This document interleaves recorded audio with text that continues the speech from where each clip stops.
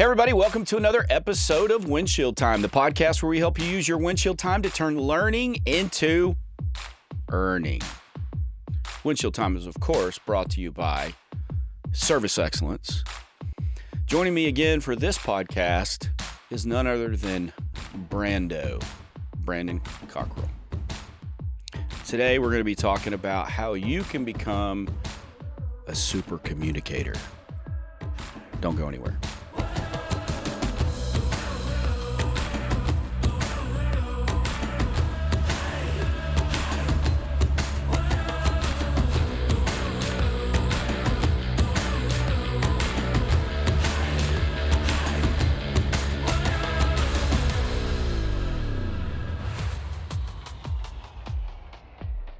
So, what's the best way somebody has used your name?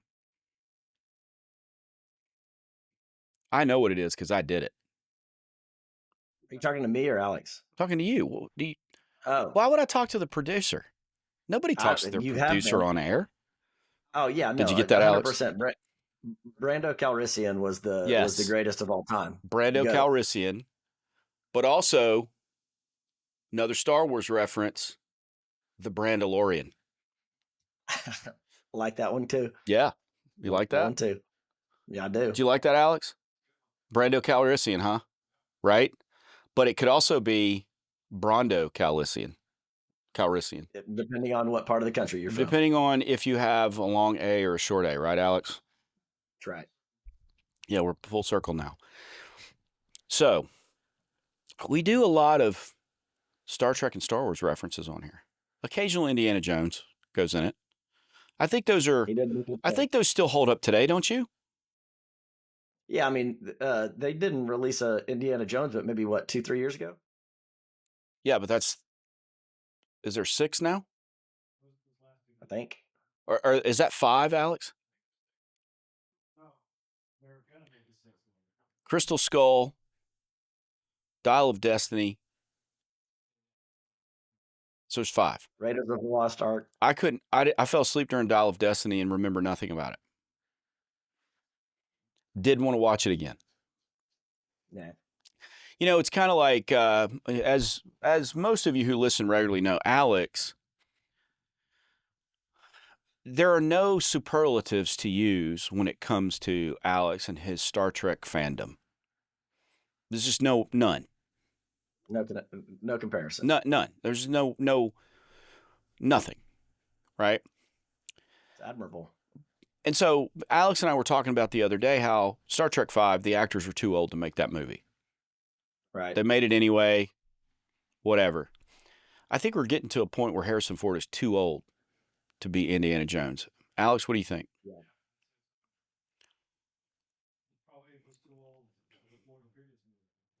Okay, here's an exercise in futility that will take a minute or two. Who would replace him as Indiana Jones?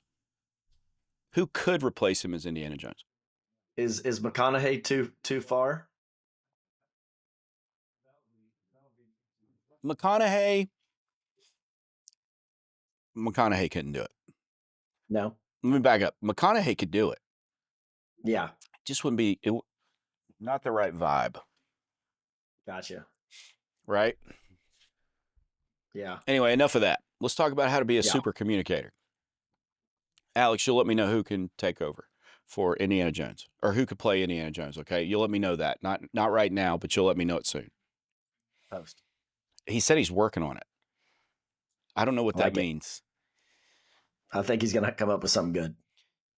He built a detailed exact replica of the phasers used on the original series of Star Trek. So who knows what he means by working on it. High hopes. Okay. Let's talk about being a super communicator. This is another book. And again, you know how I feel about access to books and content like this. Go to the library. Get a library card. And that's what Frost calls it. Yeah, library. Yeah. Buschetti. Mm-hmm. Get a book on Buschetti from the library. That's it. So, again, get it. You can download it on your devices. You're listening to something in your truck. You might as well listen to a book. Something that could be positive. So let's talk about Super Communicators, another book by the guy Charles Duhigg, which is, again, he's a great author. And we'll probably talk more about some of his stuff later on other podcasts. But this is all about being a better communicator with lots of different people. And, you know, if you listen to the podcast before, if you trained with us, you know, if you've come to Brandon's tech workshop series that he does, then you know we talk about disc profile. And disc profile is primarily about how people communicate. The indicators of disc profile, the way you identify someone's disc profile is you ask them an open-ended question which requires them to choose the words, the amount of words, the type of words, the speed at which they talk, the amount of detail they include or don't include. All of these things tell us what type of profile they have. And it's because people's personality is primarily driven, the outward parts of it are primarily driven by how they give and receive information, which giving and receiving information is the definition of communication, right? And so when I read this book and I got some of the concepts out of it, it was like, oh, okay. I felt, again, like I know a lot of the things he's talking about. He's just labeling them differently, and it's opening up a different perspective on the same information. And so I learned a lot from reading the book, but I did not digest a lot of new concepts and information. So that's always good when you can do that, because it confirms what you already know. It confirms the information, but it also helps you take that information and resequence it or whatever, and just have a different perspective on it. So it's awesome to do that rather than reading something or getting completely new information that makes no connection to anything you already know. So I think that's what this book did, as well as his other book, The Power of Habit. So we talk about communication and getting better at communication. And a quote I've said on here many, many times is Nelson Mandela. You speak to man in a language he understands, it goes to his head. If you speak to a man in his own language, it goes to his heart. And just stop and think about that for a minute. I think we all know the difference between something here and something, and I pointed at my head and then hit my microphone, but something up here in your head, in your brain, versus something in your heart. And what happens is, if it's in your brain, you know it. If it's in your heart, you feel it as well as know it. Right. And that's important, because when we talk to customers, when we talk to anybody, we talk to our spouse or our significant other, our best friend, you know, our kids, whatever. Communication is so critical. And think of the number of conflicts between spouses, lovers, friends, nations, and planets. I mean, between planets, if you're into sci-fi, like Alex, the giant Star Trek nerd, is. Interstellar. Yeah. Interstellar, yes, Brandon. Very good. Oh, introducing a James word here. He told me about it last week. He said, use this. He said, use Interstellar on the podcast. You'll get the cricket sound. Yeah. But think of the conflicts that have started because of miscommunication. Think about that. Think about in your own life things that have happened because of miscommunication. So it makes sense we want to get better at communicating. And a lot of times what we try to do on this podcast, and I think we succeed sometimes, is we try to say, okay, not only is this a work thing, this is a personal life thing. And certainly when we talk about communication, like using the concept back to disc profile, asking someone an open-ended question to understand their personality type, you don't just do that with a customer. You do that with the person behind the counter at 7-Eleven. Ask them an open-ended question. You know, maybe you're buying a new car, right? Who are you dealing with? Ask them an open-ended question. Ask the salesperson an open-ended question. But doing that, a couple of things happen. People have to drop their guard to come up with the answer, and they're revealing their personality style to you. DIS or C, usually demeanor-based conversation comes out. And also with disc profile, we have a disc profile chart. I think you can download that free on our website. But anyway, it lists the traits. There's 14 traits that it lists. Demeanor, pace, and conversation are at the top. Those are the ones you use to identify someone's profile, especially through an open-ended question. The other traits you can also use to identify their profile through actions, but those are the do's and don'ts, the wills and won'ts of each personality type, at just high level. And so what we know is that we have to speak to someone in their own language. And to me, and I guess I'm just laying background here, to me, when you talk to someone, if you are a technician and you are talking in technical terms, abbreviations, acronyms that go with your technical stuff, and you're talking to a customer, you are not speaking a language they understand. So we take the Nelson Mandela thing. You're not speaking a language they understand. So how can it go to their head? How can it get in their brain if they don't even understand what you're saying? So what we teach you is translation. Translate it from technical to customer-friendly language. Now you're speaking a language they understand. So now intellectually they get it, right? But then we want you to adapt to their profile. We teach you that because then you are speaking to them in their own language. So not only does it go to their head, it goes to their heart. And so that's why we stress disc profile and adapting to disc profile and communication, right? I know you do that in your training. And yeah. So let's add another layer to it. Because, hey, everybody likes another layer, right? Right. I mean, if we're talking 7-layer dip, 8-layer dip is better. I don't know what that 8th layer is, but I'm interested. What are the 7 layers of 7-layer dip? Don't get me lying. I don't make it. I just eat it. Alex? I know there's sour cream, beans, Google it, Alex. Salsa. Figure out the 7 layers. But we're going to add another layer to it. Okay.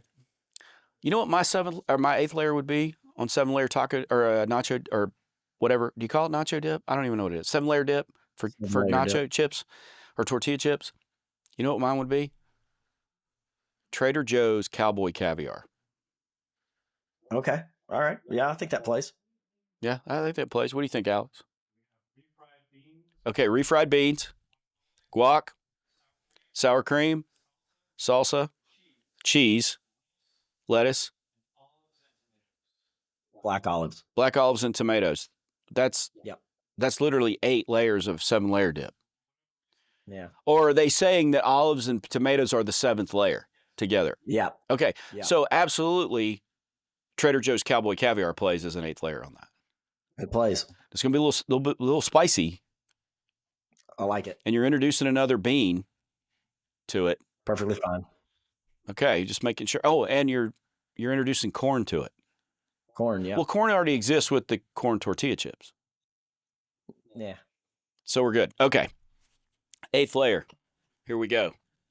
To disc profile. If disc profile is their language, their own language, now we have to determine what do they need from the conversation that we're having with them in their own language. What do they need from that? Because now we've done the work of getting on this in the same language that they speak. Their language. We've moved from our language completely to their language. We haven't moved from our language to a common language. You follow me there? Yeah. Does that still play? That plays. Okay. So now we've moved completely from our language all the way to we're speaking their language. Mm-hmm. But now we have to understand what they need from the conversation because we can still speak to them in their language and not give them what they need. And I'm not talking about fixing it or give them the solution or whatever. And in the book Super Communicators, there's 3 types of conversations. There's practical conversations, there's emotional conversations, and there's social conversations. And he goes into deep detail about each one of those, and he also provides kind of another way to think about it. If it's a practical conversation, the person needs to be helped.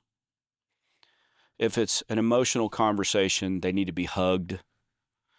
Not literally, by the way. Just want to make that Verbal. clear. I'm not advocating you hug a customer. You heard it here. That's a PSA. And now you know. And knowing is half the battle. So, helped mean that's a practical conversation. Emotional conversations, they need to be hugged. A social conversation is they need to be heard. Okay? And now, when we think about that and we think alongside a disc profile, we can probably pick, well, this profile here, this profile there, but let's not do that yet. I think of what I read there in those 3 types of conversations. To me, that is the gateway conversation. That is how you respond to the customer. Okay? Because we've all been there. We've been there where a customer, they just need to tell you the information. They're not interested in you right now until you have heard them. They need to be a part of the communication, right? Mm-hmm. What profile needs to be heard? Or profiles need to be heard? Eyes. Eyes need to be heard. Why is that? They need to be seen. They need to be acknowledged. Their opinions need to matter. Mm-hmm. That's absolutely right. So acknowledgement's big. I could even say this, even though they're opposite. I could say a C needs to be heard too. Yeah. Because, as Alex said, he's working on it. Alex did the research on the 7-layer dip, and he needed to be heard because Alex is probably a high C. He needs to be heard on the results, right? Because he went through the trouble to get them. Right. Okay. And so, again, it's not just like this profile. We say these are the traits of people. It's never 100% in stone. No, it's a spectrum. Okay, it's a spectrum. There you go. I like that, Brandon. Spectrum. Gotcha. Like the range of your facial expressions. It doesn't have much of a range. Spectrum. It's a narrow spectrum. Yeah, that's right. So it's not 100% all the time. And so you could say S's need to be hugged sometimes and I's need to be hugged and D's never need to be hugged maybe, but whatever. But if we keep thinking about that, that's heard. Who needs to be hugged usually? Typically S. Typically the S's. Personalities. Yep. Yeah, typically the S's need to be hugged. And who needs to be helped? I would say typically D's, C's. Yeah, because they're about the problem. And this is not a direct correlation. So as we're doing this is us educated speculating. Yeah, generalities. Yeah. But it's just more to connect the dots for you so you kind of understand where we're coming from on the helped, heard, or hugged. And the reason I say it's a gateway conversation because I think that just like if we don't speak to someone in a language they understand, they'll never get it. If we speak to them in a language they understand, they'll get it, but they may not identify with it. If we speak to them in their own language, they identify with it, right? Absolutely. I think everybody has a need that has to be met in a conversation before the actual thing of the conversation happens in order to allow that to happen. Right. For them to open up. Yeah. And I'm going to give you an example. And again, I'm going to go to personal life because what we talk about a lot of times in here, it's psychological. It links directly to personal life too.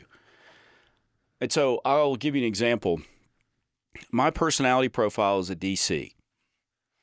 I'm a driver. I'm moving forward. I want to get things done, that kind of thing. And you've worked with me for 10 years, Brandon, and sometimes you know that comes before the personal or the feeling stuff. And I'm working on it. Right. I'm working on it. Yep. So that also happens at home. Mm-hmm. I'm also continually working on that with my wife. But my wife has told me many times, and if you're a high D personality out there, you've heard this too. Sometimes if you're a high C, you can hear this too. My wife has told me, listen, I don't need you to fix it. I just need you to listen. She's also said, I don't need you to fix it. I just need you to hold me. Right? Well, there you go. Helped, heard, hugged. What she's saying is, well, this needs to happen. I need to get what I need out of this conversation before I'm going to give you what you need, or before we're going to be able to move on to what you want to do, which is fix it. Right. And it's crazy because what's the hardest thing in the world to do when you are a fixer and you have a solution and you can execute it easily? The hardest thing in the world is to not do it. To do nothing. To do nothing. Which is abstract. It's crazy. It's hard to do, right? And so with my wife, I've learned that there are things I have to do in communicating with her because she's more on the heard, hug side of things than she is on the help side of things. Yep. I think, Chris, a big part of this is, are you willing to communicate and be uncomfortable in communication in order to progress? Because so many people communicate in what's comfortable and convenient for them. Yes. Not paying attention to their audience. That's right. And their audience needs something completely different than what's comfortable and convenient for you. That's right. And I like using like my communication with my wife because it's something that happens all the time, and it's something that I can draw on as examples. Whereas when if I'm not aware of this concept and I'm not working on my communication, then everything to me is going to be the way I would generally handle things, and I don't have any frame of reference to compare to. So what I've learned to do with my wife is that, and I've learned to do with team members. Like, again, for instance, with you, I've learned that if we get right to business, to you, I'm kind of a jerk when I do that. Or maybe not, you don't think that consciously, but you think maybe I don't care about what's going on, or you think it's only about this thing. It's not about anything else. And totally, I can see that. And I have communicated like that in the past, and probably will still do so somewhat, but I'm trying to work on that. So because I'm a very direct communicator, and what I mistakenly thought is I can't be a direct communicator because I'll look like a jerk. And that's not it at all. I can be a direct communicator. I owe you directness and clarity. Just like you guys owe your customers, you owe them directness and clarity. Mm-hmm. But it won't be received until, number one, you're speaking to them in their own language, and you're understanding what they need to get through in the conversation, initially, the gateway part of it, so you can be direct and clear with them. So sometimes I have to do physically, I have to remind myself, or mentally I have to remind myself. And so the way it comes out physically for me and my wife, it just happened the other day. I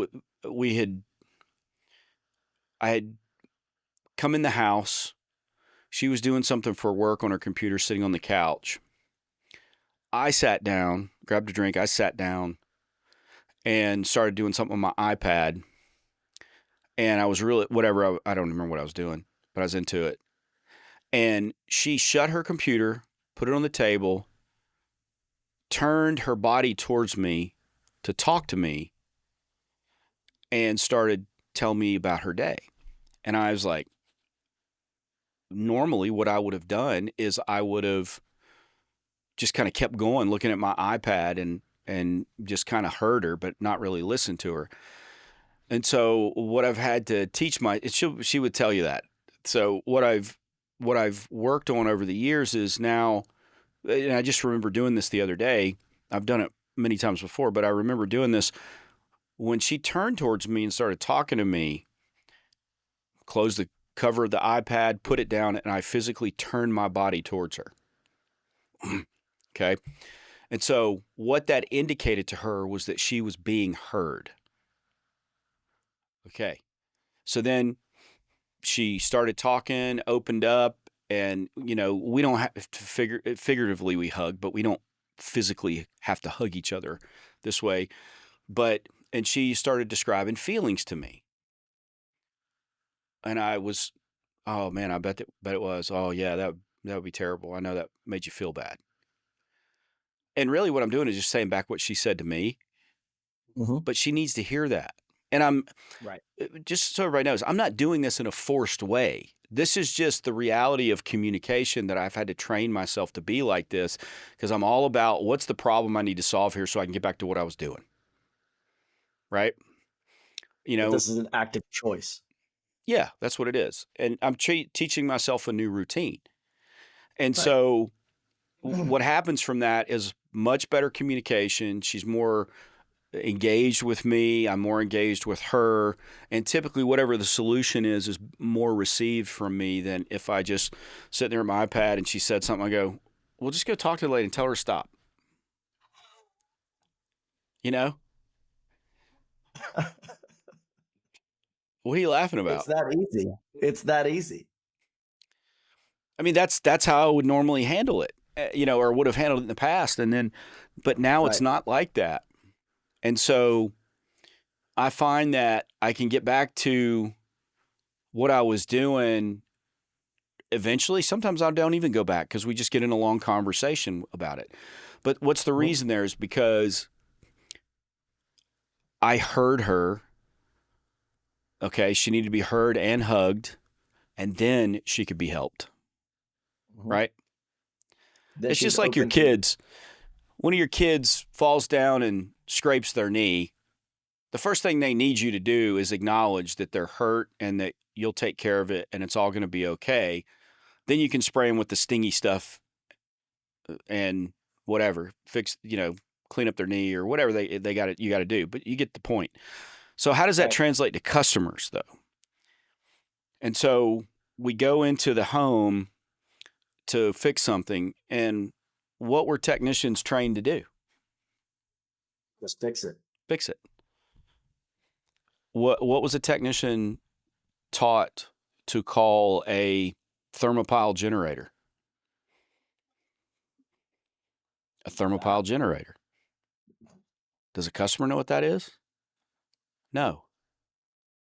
What is it to a customer? Well, it's the thing that senses the pilot flame. Right? Do I need to go into how it sends millivolts to this and does that and this, that, and the other thing? And no. That's my language. It's not theirs. It's not a language they understand. So I turn it into a language they understand. Then I can tell them what it is, even though that's not what I was trained technically to call it. Right? Right. It's like a doctor. When a doctor talks to you, what happened? Well, you broke one of the bones in your forearm. They don't go into the Latin name of the bones. Well, some do, but most don't. Right? Yep. When I cut my finger open and I go get it sewed up, I get stitches. What does a doctor call it? Sutures. But nobody calls it that. No, regular people don't call it that. So what does a doctor end up doing? HVAC guys, you put refrigerant in a system, but you don't, and it even goes further than that. You put Freon in a system, even though that's a registered trademark with DuPont or whoever owns that now. Right. But what is it called? I don't remember what R410 is called, but like the old stuff, R22, difluorochloromethane, I think is what it was called. Even the new ones have James Walker couldn't even use the words that these names have. So the point is, we're already talking to customers in a language they understand. Are we taking the disc profile and using it to speak to them in their own language? If not, we got to work on that. But then we have to be good at seeing what they need from the gateway part of the conversation. Because to me, that's how I see this. And I reference, as I was reading the material, I reference back to my wife, and I see that. My kids. What do I need to do with my kids? My daughter's different than my son. My son probably needs to be heard and hugged before he's helped. Even though he's got a degree in physics and all that, but that's just not, he needs to be heard and hugged first. My daughter, on the other hand, she needs to be heard and helped. That's what she needs. Then we can get to whatever other things that are needed. Customers, you need to figure out what it is they need. And profiles will help you along that road. Again, we talked about it. I's probably need to be heard. They may need to be hugged. S's probably need to be hugged, right? D's and C's, there's probably a little heard, but definitely helped and heard there, right? And so that is the gateway. And you said something, Brandon, about, we were talking the other day, and I said, well, that kind of fits the pattern of the saying, people don't care how much you know until you know how they know how much you care. That's right. And a lot of times saying how much you care doesn't matter. Just words. It's just words. But it's what you say and how you say it to them is the demonstration of how much you care. And a lot of times Just it's like- acknowledging feeling or just acknowledging their perspective. Just like you said, the nonverbal communication that you had with your wife by putting away the iPad and turning to her, that automatically said, I'm here. That's it. That was an action. It wasn't words, but it was my body language change. It was an attitude change almost. And Exactly. so you can see this with customers too. Mm-hmm. And so think about this. One of the ways you can tell a customer has begun to trust you, one of the ways you can tell they're open to you is that they offer you something to drink. Right? Mm-hmm. When does that typically happen? Does it happen at the front door? I mean, it can. You might have that super high S that answers the door. Oh, it's so hot outside. Let me get you a cold drink. Yeah, that could happen. Yep. But normally post-diagnostic. Most of the time it's post-diagnostic. And so somehow, some way they got what they needed, right? Mm-hmm. Same thing happens with conversation. When a customer gets what they need, when they're telling you, oh yeah, it was so hot in here last night and the kids couldn't sleep. And so I didn't get a good night's sleep. You saying, all right, well, let me get to it and fix it is not giving them what they need from that. You may think so. And yeah, ultimately they want it fixed because that'll fix the problem they have. But what do they need first? Probably they're telling you how they felt. You need to acknowledge that. Oh man, I know. Absolutely. I hate it when I sleep and I can't get to sleep because it's so hot. And I know that it was miserable for you and the kids last night. Well, I'll tell you what, let me check it out. I'll make sure I can take care of it for you so you don't have to go through that again. Boom. I just did it because I recognized that they needed that hug, right? Or they needed to be heard, those kind of things. And I think you'll find that.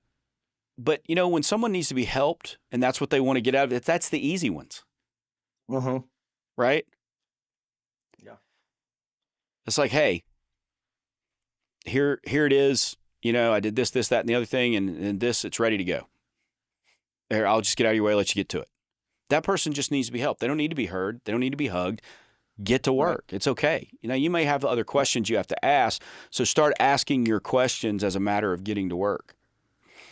And so when I came across this material a while back, it was like, okay, this is another dimension to communication with customers that kind of sits off the side of profile.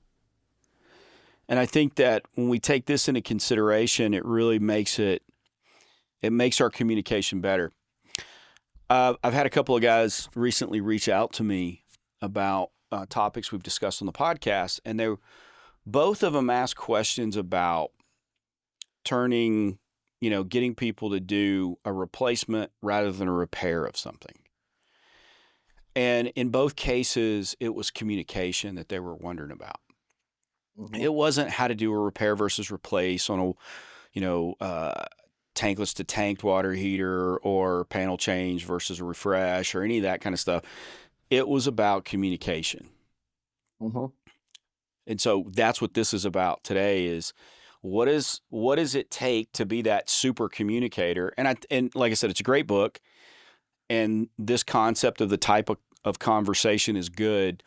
I think that it's not the only thing. I think that it's just another thing to add into our repertoire of communication. Because the better you can communicate with people, the more times they do what you want them to do, or they do what's the best for them. And in your capacity as an expert professional authority, your goal should be to do what's best for them. and to get them to see that what you're telling them is best for them, because in fact it is, if you are operating ethically. And so Right. that's what we're trying to do here. The better we can communicate, then the better our message gets through, right? And we don't operate from the same frame of reference. It's like, do you have someone in your life, maybe it's your wife, do you have people in your life where you can communicate with them with a look? Oh yeah. Like your Children kids easy. probably know a look that says, Oh yeah. stop your crap and settle down, Yeah. Yeah. We're done with this. right? And Yep. so, but like, like my wife and I don't know if this happens to you guys, but lots of times we're thinking the exact same thing at the same time. Mhm. Lots of times. Oh yeah. Like I'll say something and she'll go, I was just thinking that. Mhm. Or I was getting ready to say those exact same words. So we do that with each other a lot, but that's because we spend most of our time together, right? Yeah. And so you don't have obviously that benefit with customers. So you have to look for these cues. You have to find ways to quickly get better at communicating with people. And so I'm asked a lot of times about books. So get Super Communicators, read Super Communicators, get anything you can on Disc Profile. We offer a lot of stuff. I think there's a lot of stuff we've done podcasts. We've got free downloads on our website. Anything you can get on communication, anything that makes you a better communicator automatically makes you a better technician. Yep. I think, Chris, one of the biggest things that I want our technicians to take away from this one is that we have to understand and accept that we're almost always bringing bad news. We are the messenger. Mm-hmm. The question is, are these customers going to be open to the information that we bring them? Yeah. And if we're good communicators, they will. And as the messenger, it's on us to deliver it to the customer in their own language. That's right. Again, if the goal is just to relay information, and again, I've used this before, but let's say I speak English and you speak Russian, and our goal is to just relay information, then we can probably learn enough. I can learn enough Russian words and you can learn enough English words that we can convey information. But we cannot convey meaning. Emotion, Full concern. meaning and things like that. Now, if we have the benefit of seeing each other, then body language, facial expression, all these things play a part. But if I'm fluent in Russian and I even speak your dialect of Russian, all of the nuanced communication gets through, right? And not only that, but if I understand what you need to get from the conversation in the beginning as a gateway, and then, wow, boom, communication is perfect almost. It's the best it can be between two people. So when you're, what to take away, what you said is great. Realize we're always, we're going to be communicating with other people. And we're communicating with other people, but we're communicating a lot of times with people who don't communicate the same as us. Mm-hmm. And to go in and communicate the same way with every customer, you're doing it wrong. You're doing it wrong. So the layers, as we know, olives and tomatoes can be one layer of 7-layer dip. And we could put Trader Joe's Cowboy Caviar as 8th layer. Communication has multiple layers. And the layers of that would be like your body language, your facial expression. You know what else communicates you? Your appearance communicates. Mm-hmm. Right? So there's several layers right there, and you've not spoken a word. Right. Of course, then what language you're speaking.